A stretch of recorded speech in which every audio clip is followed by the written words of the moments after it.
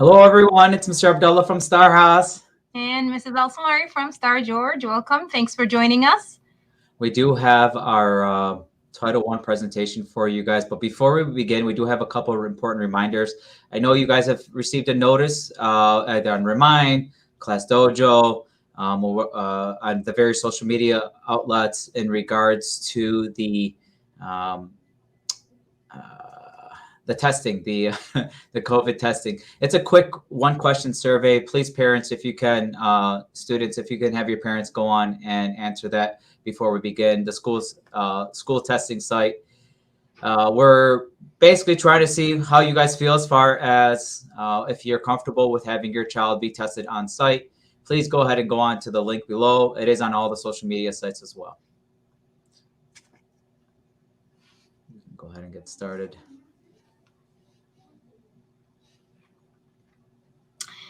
All right, so we wanted to kind of go through our parent orientation and Title I information with everybody. This is something that we go through every year. We usually do it during the orientation, and because we have, we've had a unique circumstance this year and last year, we found that we can find everybody online, and we're going to be talking about different opportunities for our parents, your right to your child's education, and one of the things that we actually use is the ESSA, the Every Student Succeeds Act, that actually informs the parents and students and schools how to run the school and how to make sure that every child has an opportunity to equal and equitable education. One of the things that we focus on, we look at this year and past years, over the years, that we make sure that we follow our MDE program evaluation. We follow our standards in the MDE as well. And we monitor on a continuous basis our programs, our staff members as well. And we look at assessments on a yearly basis to kind of see where are we right now, where we were before, and continue to revise as necessary so that we are making sure that our students get the best education. We continue to monitor. We use several different assessments, and we'll go through some of these assessments with you just so you know what kind of assessment we're using. Some of you already know, your children from past has gone through them, but we make sure that we inform all of our parents. If you have new parents coming in with new students to the building, we make sure that they have the full information on what kind of assessments their students will be taking throughout the years. So for M-STEP testing, as we always do, for grades 3rd through 8th and 11th grade, we will have NWA testing in person this year. I know it says online, but it will be in person this year, beginning next week, actually, for 3rd through 8th grade. PSAT, again, 8th, 9th, SAT for 11th and 12th graders in person, but NWA will begin next week. And in fact, NWA started this week for the kindergarten through 2nd grade students. So we do always go over the school improvement plan, and we're all constantly looking at it and what we can do to improve. It is ongoing. It's constantly monitored. We're constantly taking a look at it and identifying areas to improve. And we will give you guys definitely opportunities to be a part of that, and we'll talk about that in a minute. As far as evaluating things, our programs, we're definitely constantly evaluating our early childhood, career and college readiness programs, the educational development plans. Basically, we're constantly revising, constantly looking back, and constantly reviewing and updating as needed to continue to progress. And over the next 5 years, we'll continue to implement the school classroom virtual technology upgrades as we look like as we need, especially with COVID and all the changes we've made. I think we've done a great job with that. We'll continue to address any technological needs here in the building, and as always, continue to evaluate and revise.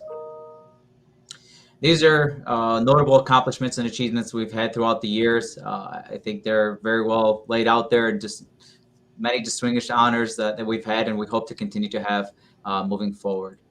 There we go. There we go. And as far as the school improvement team, we talked about the school improvement plan earlier.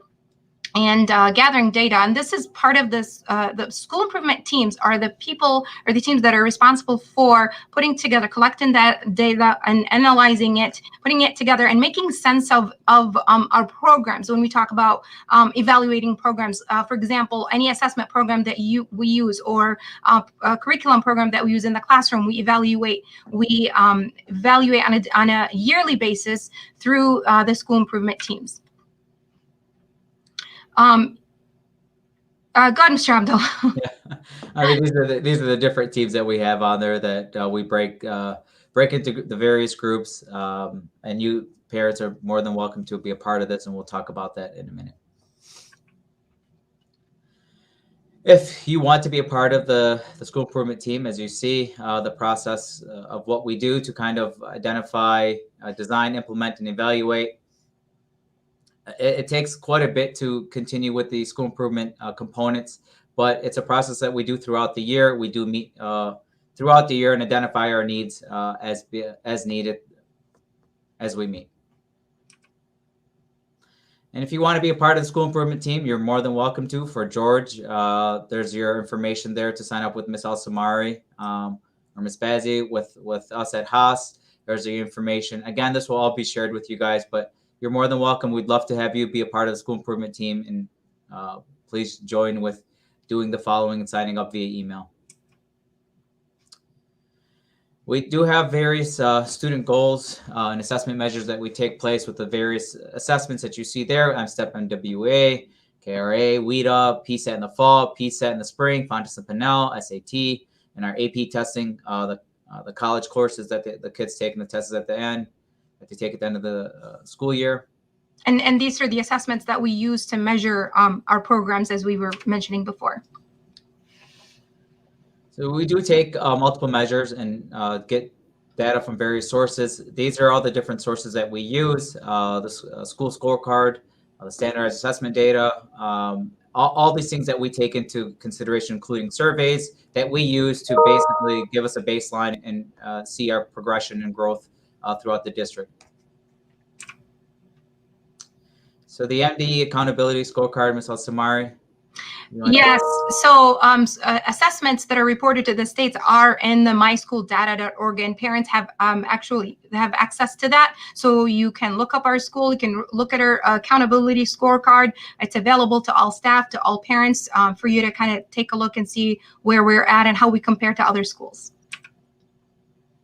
Again, this is our overall grade breakdown. Pretty self-explanatory, but this is the grading system and the percentages. Ways to monitor, measure, to monitor progress. Basically, we're looking at all the different assessment data and checking to see our growth and where we are, not only with assessment, with staff performance as well, returning staff, and our overall proficiency. The MTSS process for our students, so we identify children as needing support throughout the year, and this is an ongoing process because we want to make sure that there are students that don't fall between the gaps and are not supported. So our MTSS process basically is a way to identify students who are in need of the support and what kind of supports they need, and we work with them closely with various support staff members, and keep the parents updated as well, and if they're going into a certain program or not, like the reading intervention or tutorial support and whatnot. And that way we'll continue to monitor their progress and make sure that they are progressing. And this is just a visual to kind of to show you how the levels move. We have different tiers of the MTSS. Tier 1, everyone's at tier 1. Every child receives the same instruction. Tier 2 is where children are identified as needing an additional layer of support. And Tier 3 is in another additional layer of support where we kind of meet as a team to work with the parents and the child to figure out what kind of intervention, what level of intervention will they need. And then, of course, this is a 6 to 8 week period that we look into the child. We study. We have a child study team that looks into the progress of the child. Did they meet these goals? Did they not? And we continue to progress. And of course, we want the children to exit the MTSS so that they are no longer in need of that support, which means they are on track and they're where they're supposed to be. So with social media, guys, with communication, we do have our various social media outlets between Haas and George. With Remind, we have the Instagram, Facebook, YouTube. You're more than welcome to sign up. We'd love to have you guys. If you're not signed up, please make sure that you do. That's really how we send most of our communication, and you do see our contact information there as well. So please make sure that you are signed up for all of our social media sites.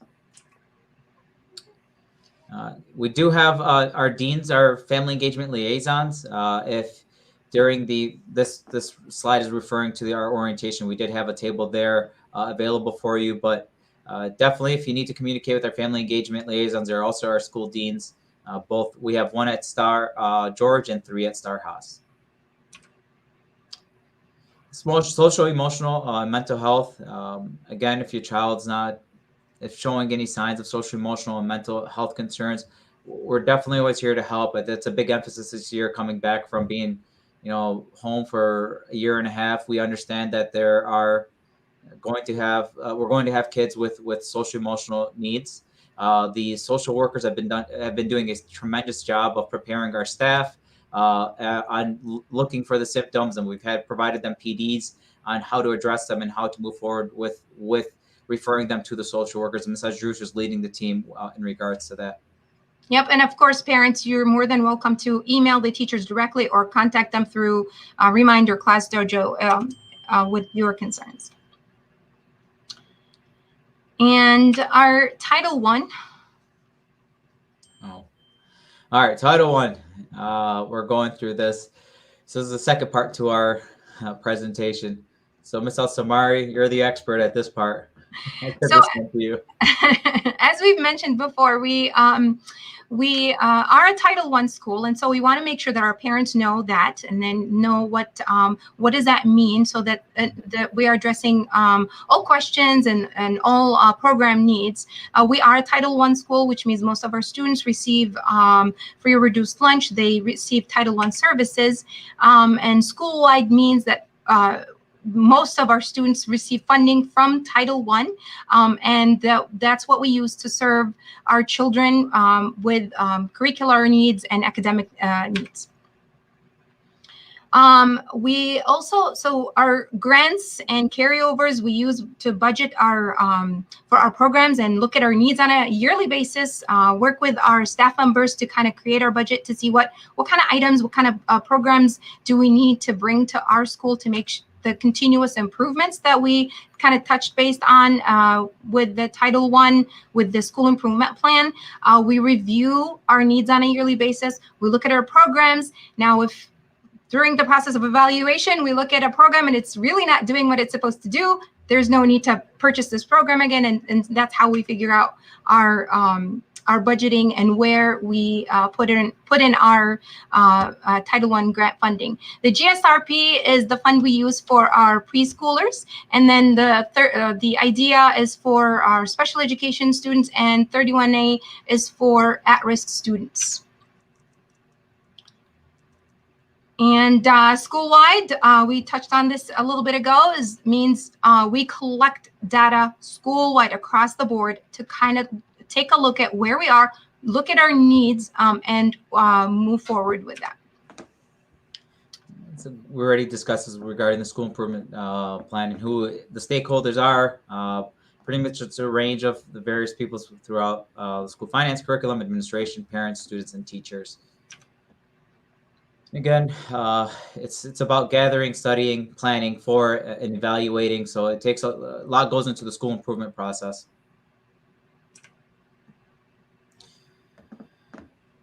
Well, we basically, the summary of it is we pretty much at any building, we are basically taking what we have, identifying our needs and continuing to identify them through our various needs and through the various committees throughout the year as we continue. Our school improvement goals we have our 8 goals. We'll continue to reevaluate them. These are the 8 goals here listed. I think they've pretty much been the same. It's always about becoming more proficient in our various core studies. The ELL is a big one for this year, especially with the influx of new students who are coming in, ESL or ELL or Zero English.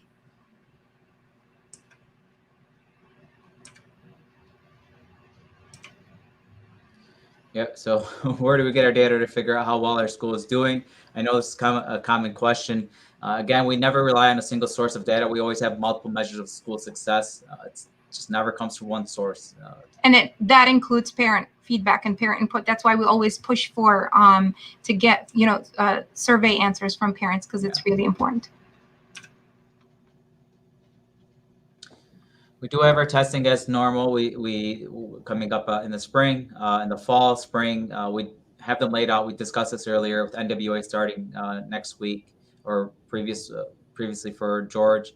But we do have the MSTEP, PSET, and WIDA all scheduled out, and the WIDA coming up in the fall with new screeners, and then WIDA coming up later, PSET in the spring.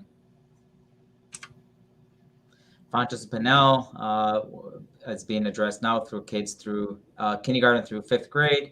And then you have your normal formative summative assessments that are conducted throughout the year, and with high school this year with final exams at the end of the semesters.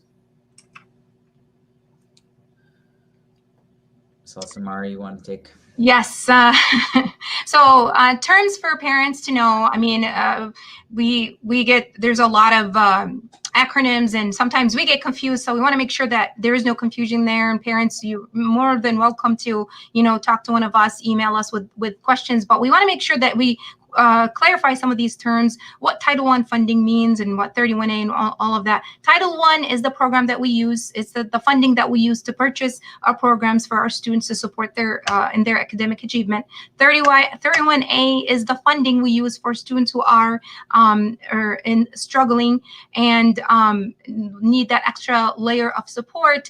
Supplemental educational services like tutoring, extra help. We also have later on in the year, we're going to have the ACP program, after school help for those students, the McKinney-Vento services, the homeless students, homeless education. We work very hard to work with our staff, train them on how to identify students that may need that type of support, and make sure that we keep confidentiality and privacy of the students, but we service them nevertheless. And then highly qualified HQ means we have highly qualified teachers, and that's a must by MDE, and we can't open this school without them. And the strategies we use for Title I, supplemental programs, evaluate. You've heard this word a lot today, but that's basically, it's something that we do on an ongoing basis. We're constantly looking for programs that are research-based, and to make sure that we're using the best practices with our students, identify the interventions they need, and of course, involve the parents in the decision-making. Obviously, as a parent, you have the right to know what programs your child is using, what interventions they're receiving, what kind of services they're receiving, and that's why teachers keep an open line of communication. And of course, parents, if you have further questions, you're more than welcome to email teachers, call and schedule an appointment, or communicate via Class Dojo or Remind, or call and schedule an appointment with one of the principals if you have even further questions that we can answer for you. Yeah, I think Ms. Alsamari and I both have an open door policy. We've been really good with communicating with parents. I know we get flooded with a lot at the beginning of the year, so just have a little bit of patience with us at the beginning of the year. Yes, and we will get back to you if we haven't yet. You're on the list. It's getting there. And then we'll continue to assess our students, of course, to make sure that we are measuring their progress and our progress as a school, to continue to improve. And then parents of LEPs, if you heard this term, limited English proficient students who speak a language other than English at home. And how do we identify that? That's a question that always comes up. It's from the application. When you fill out that application at the beginning of the year, you tell us if your child speaks a different language. If you have not done that by any chance and you want to let us know, you still can do that, because the reason for this is because one, we assess those students for the English language. We want to make sure, we want to know what level of English proficiency they're at, so we can service them at the level they need. So we don't oversee any child. So please do let us know if your child was not identified correctly, and then we do assess them with the WIDA assessments later on. That's coming the middle of the school year, and you'll receiving the results at the, I believe the Michigan sends it end of July, and that's when we'll be sharing the results with you.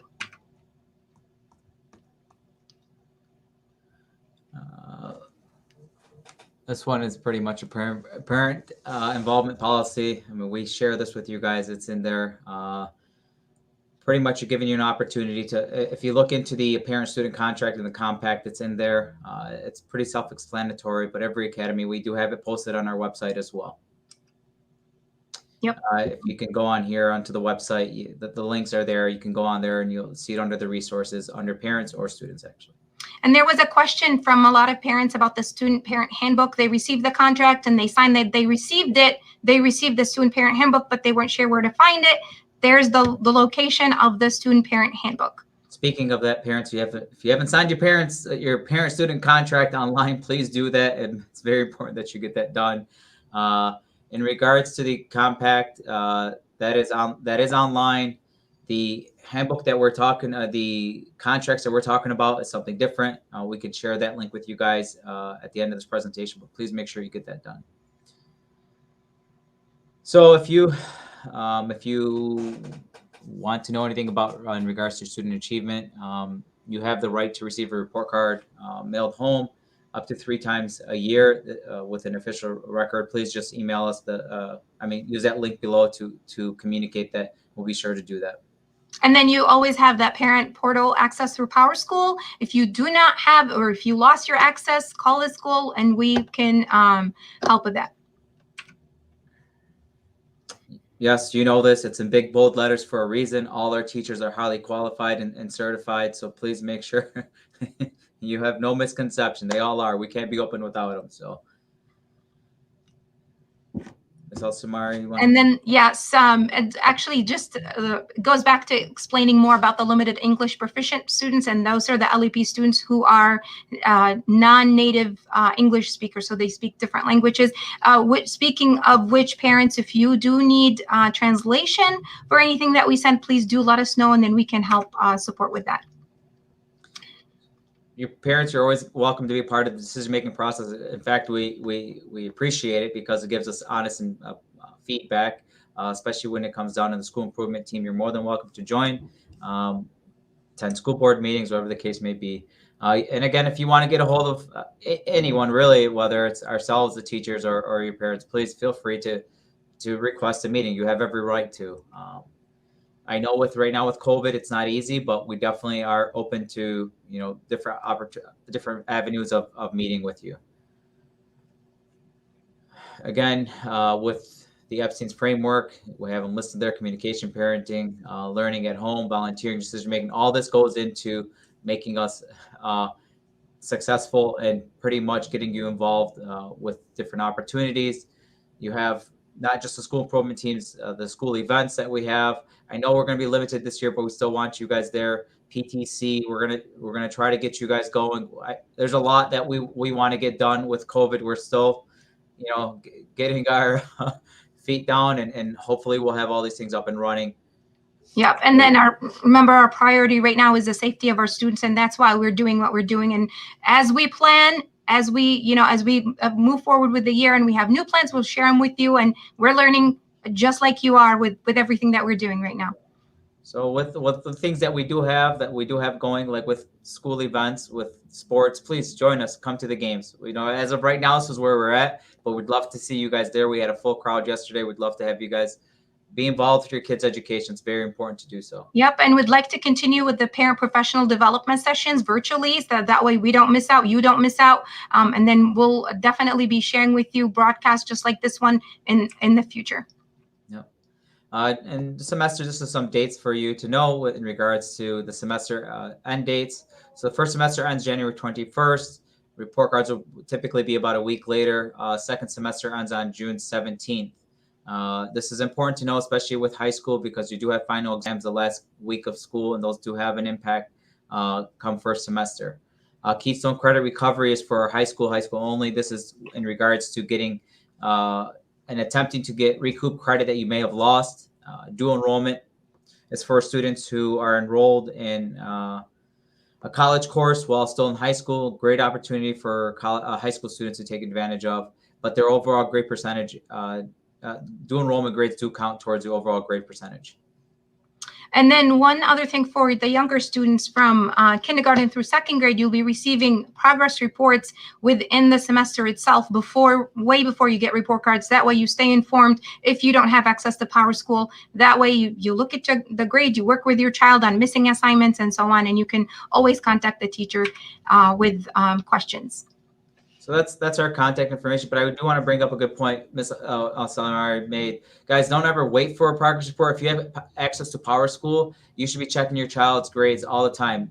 Getting access to PowerSchool is very, very important. It gets you guys up-to-date information. The second the teacher puts in the grades, you'll get access to seeing where your kid stands. So please make sure you have access to PowerSchool. Thank you, Mr. Sharafuddin, for posting that. It's very, very important, parents, if you haven't done so, to have that. But that's our contact information on there. Believe Ms. Samari, is that the end of our presentation? That is the end of our presentation. Parents, questions? We're ready for them. Let's go. What do you got for us? We have a few minutes left in the... 3 minutes. All right. But Mr. Sharafuddin, if you can, while we do wait for questions, if you can repost the parent-student contract one and the parent portal one, we'd appreciate that.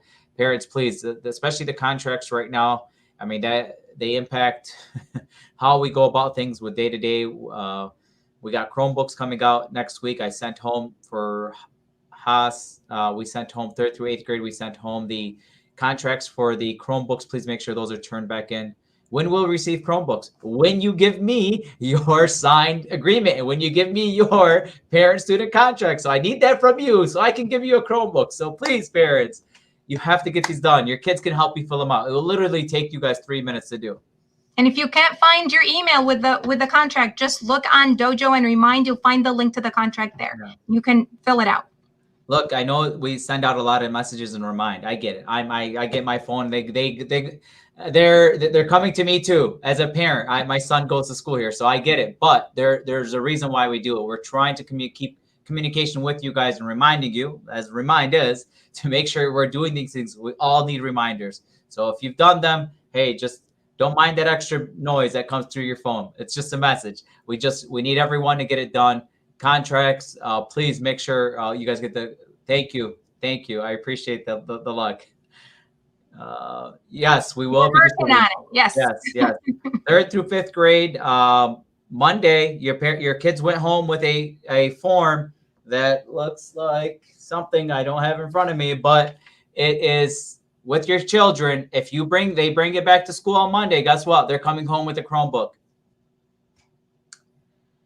Lockers is something that we're going to discuss. Elementary will be getting for Haas. I can speak on that. For 3rd through 5th grade, they'll be getting their lockers when you, guess what? Turn in your contracts. So we need you to do that. As far as 6th through 12th grade, to be completely honest with you guys, I'm trying to be as transparent as I can be. At this point right now, we're trying to figure out with COVID and all the safety measures, what are realistic expectations. We've been working with Dr. Bazzi on our best steps moving forward, and we'll have a final decision soon and share that with all parents. It's okay. They'll build some muscles. So in regards to anything with quarantine, please communicate with the school nurses. They will give you guidance as far as your dates and when you can come back. Our nurses, guys, they've been doing a tremendous job. Parents, please be patient. And when a nurse calls you, when a school nurse calls you, please, and they tell you that you need to pick up your child because of whatever the various reasons are, please understand that this is not just for the safety of your child, but for the safety of everyone. We want to do our part to make sure we keep the building open. So that means everyone, including you as parents, need to do your part. If your child's not feeling well, hey, let them stay home. I'd rather them be home for that one day than have them be home for many others and have us multiple kids. So that's a great question, but please contact the school nurse in regards to that.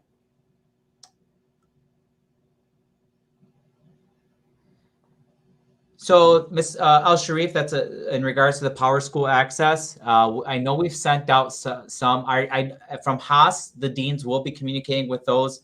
If you want, you can communicate with the deans. The deans are actually getting trained to provide parents Power School access, which is a great thing. So hopefully they'll be getting trained soon, and we'll have a better avenue of getting that information to you. But please make sure you go to that link. Honestly, that's the best and easiest way, is to go directly to that link.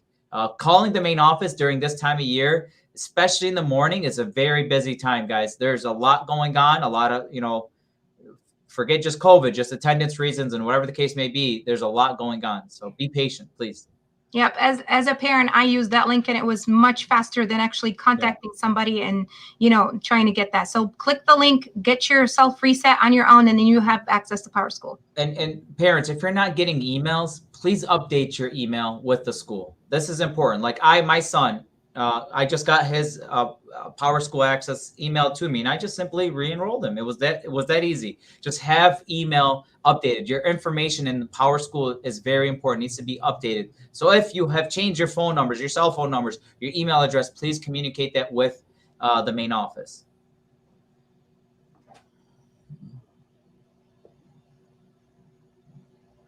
So I'm not sure what information you're looking for, but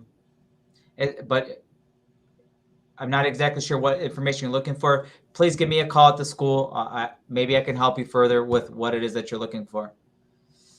Uniform vouchers. Mr. Sharafuddin is the expert regarding this. We'll bring him in, and he'll give you a little tour of what's going on with uniform vouchers. Hello, Mr. Abdallah. Hey, there he is. As far as uniform vouchers, we have sent uniform vouchers twice to the parents' emails. Again, those emails that are in Power School, so in the school record. Parents will be contacted to update those emails if there's anything wrong with them or if they do not exist. So don't worry about that. That will happen even if you don't call the school and update your email. We will be eventually calling you to get your email. But for now, what we're doing in the next few school days, probably by Monday or Tuesday, some schools did it today even, we are going to give all the students who have not redeemed their vouchers an actual paper copy of their voucher to take home with them. So you can use that with the instructions on how to redeem it, to redeem your voucher, because we have one more week with the free shipping for the vouchers. The vouchers don't expire until much later, but the free shipping is coming to an end. And also, students have to be in uniforms by September 27th. So hopefully you'll get it. You'll get a hard copy by Monday or Tuesday. At any case, you can always contact the school, and they will transfer you to the Dean of Students, who will give you the voucher directly, either by email or by phone number. Thank you. Parents, I know we've had a lot of people saying, well, the size is not available. The size is not available. At this point, I think there's only 2 sizes not available. And Mr. Sharafuddin, am I wrong? And those 2 sizes are available in long sleeve. So parents, if you haven't done so, please go back onto the website and order your uniform. It's important that you do so. Right. The small polo shirt, the small size, the youth small and youth medium are out of stock, and that's due to nationwide shortage. But the long sleeve is available, so you can always use that. And then when they get replenished, which should be any day now, you can always order more shirts if you want later. Also, by the way, the voucher gives you a $17 discount, which you can use towards a hoodie. Some hoodies are $23. A zip-up hoodie. There's a lot of choices there that you can use. For the this is one a fleece jacket. Any of these qualify as a uniform, and they're great for wintertime. Yeah, parents, get your kids the long sleeves from now, because winter's right around the corner. So if you're hesitant about getting a uniform that's long sleeve, winter's around the corner. You might as well order it now. I ordered my son his 10 days ago, and I just got it yesterday. So the turnaround time hasn't been bad, to be honest. So, but keep checking.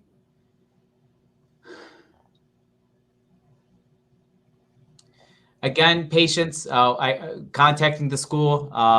When you're contacting the school, make sure you're contacting during school hours, and the main office staff is, doing their best to keep up with phone calls, and just be patient. If you didn't get them the first time, please try again. Call throughout the school day. The mornings obviously are the busiest times, and dismissals are the busiest times. So calling in between then is probably your best bet. And you're always more than welcome to email us. Free shipping. What date? I'm assuming you probably want to know the date. Mr. Sharafuddin, what was the date when free shipping ends? Yeah, the date was the September 16, which is the next Saturday, I think. No, yeah. Right. So September 16th. No, September 16th is the next Thursday. Thursday. So that's when Yeah. the shipping expires. There is a possibility that we will have an extension. We'll see about that. But the best way is to order as soon as you get the voucher number. Again, your child, if you have not redeemed the voucher, they will get the voucher by hand by next week. And if you want it even earlier, you can always email the school and or even email me, and we will provide it to you by email. We have been doing this on a daily basis for those who have not received their vouchers. Thank you. Any other questions?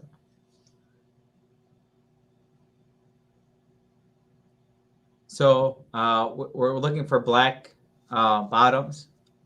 Now, black bottoms, if you're looking to ask me if you're black jeans, we're looking for black Slacks. Cotton. Yeah, the slacks.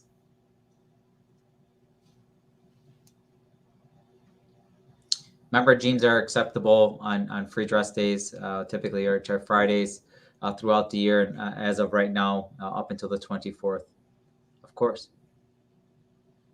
The school store has quite a lot of different things. You have to go onto the site itself and navigate it. There's quite a few different options on there, actually. So there's even hats. Yeah, there's quite a few things, guys. It's not just the school uniform. There are multiple things that you can buy that have the Falcon logo on it.